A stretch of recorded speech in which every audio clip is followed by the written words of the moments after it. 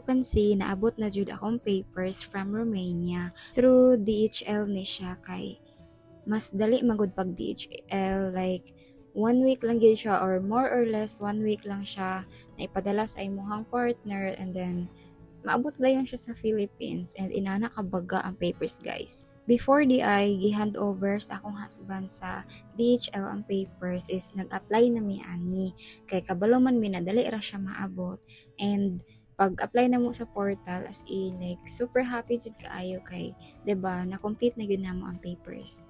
Bago ka maka-apply, ang first step jud nimo ana is paabuton nimo ang marriage certificate na gikan sa PSA.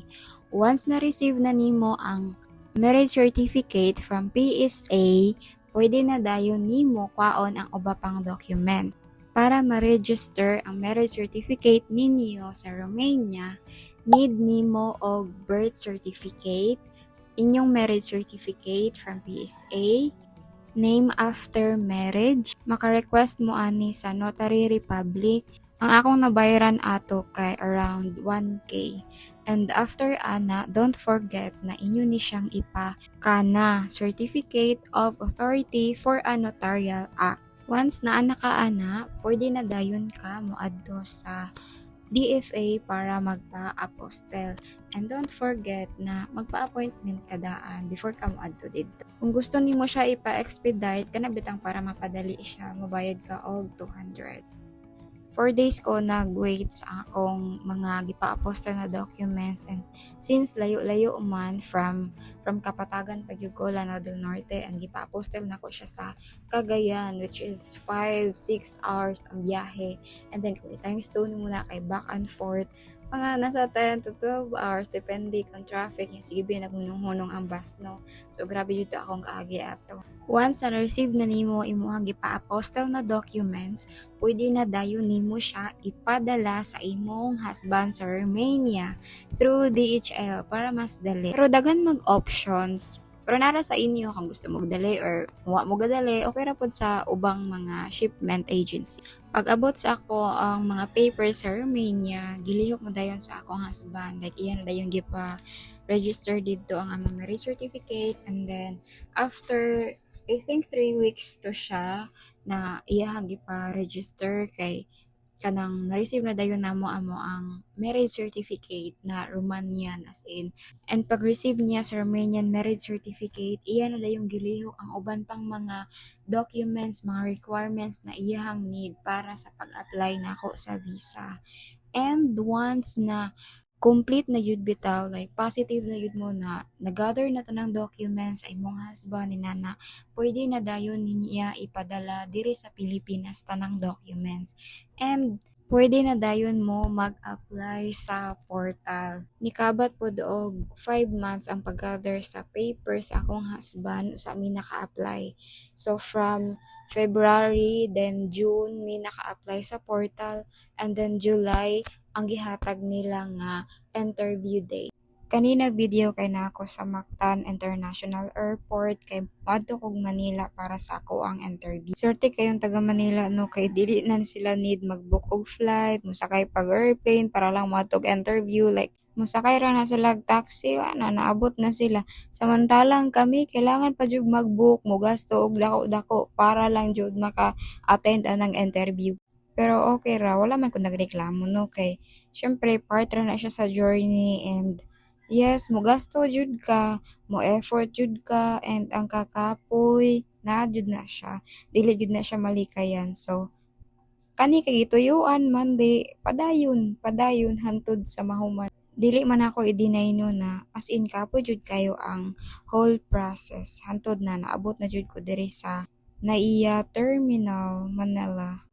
Pag naog na mo sa airplane, kay kailangan pa mo sakay og bus para jud dito jud i-drop off jud bitaw sa sulod sa airport, and dako jud pud ang airport sa Manila no, and daghan pug mga passengers. Dili man ni nako first time sa Manila, pero mawala gyapon ko bisag nagabalik-balik na ko dinhi. Ambot lang kay bugo-bugo ang pugod ko og kanang sa tawag ana oy. Di kay ko katuod ba or dili lang jud ko sanay bitaw na dako kaayo ang space inana, pero at least 'di ba daghan kay kog na Daghan kay kong na-discover sa ako ang self unsaon pag independent na mulakaw. Ako ra isa mag-book og flight, mo fly ako ra isa. Ana bitaw, kana bitaw lakay kauban like ikaw ra gyud bahala sa imong kaugalingon. Lisod magud kayo kung magpatanga-tanga bitaw and Manila biya ni city and kabalo na ka huy Ginoo ko. Kung patanga-tanga ka sa imong gamit, wa nakakabalo nagisikwat na or nawala na ana samot na imong cellphone, dapat yun siya ampingan. And then gigutuman ko sa biyahe like naabot ko dito mga 8 AM. So nikaon pa jud ko and kanang lugawan no. Wala ko kasabot sa iyahang lasa jud. Sorry na, murag naanad magud ko na. Ang ako bitong naanad na lugaw no kay kana lang bugas na butangan og tubig, di butangan bitaw og asin kung walay asin kay gatas or sugar. Inahan mo akong ganahan. Then after ko nikaon kani biyahe na jud ko pa Makati. And tura ang view. She is pati pa gyud kay na inita. Pero mas init yun ang Europe. Siguro mga 30, 35 ang kainit degrees Celsius pero sa Europe mga around 40 so mas init yun ilaha. And na-enjoy ra pud nako kay nag-move it raman ko kay ngano wala ko nag-taxi no kay di jud ko ganahan og close na inana nasakyanan kay kasukaon man jud ko kabuhiunon ko ba so happy jud kay ko kung mobiyahe kung mag-inani ra magmotor ra bitaw kay ma-feel na ko ang hangin dili man siya fresh pero at least wala bitaw ko nabuot ra bitaw sa sakyanan ano na and samtang pag yun siya kainit kay stoplight hantod sa naabot na jud ko diri sa Romania. Oh my God, ikulbaan ako sa akong interview.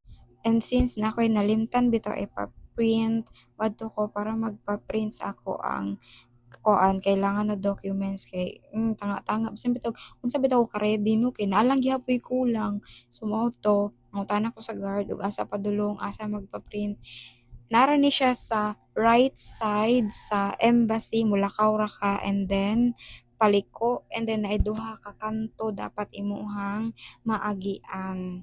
So imo lang ni siyang subayong like tan-awa lang gud ni siya na video di ko kabalo mo magtudlo sa mga si tawag ano sa direksyon no pero tanawa lang ang video makita ra man na may mga inana pud na as in na puy guards pwede kay mo mangutana like wag kayong mahiyang magtanong bisan pag Bisaya ka no like you should know how to communicate in Tagalog di ba kiwa man pero unsaon ta man kailangan man nato and then lakaw pa jud ka so mo na ang ikaduhang kanto hapit na ta guys don't worry kana na building na adin ha napoy kan-anan diri ha kung gusto ka mo kaan ka na sa kilid pero diretso sa ta para sa kuan pa print diba galakaw-lakaw ra ko din ha ako biya isa no di video diba para nang mura kog tanga o diba o see nana siya printing then napoy ginay aircon dira mo na kung giingon na kan-anan napud pwede po ka mulingkod dira well nagkaan pero init lang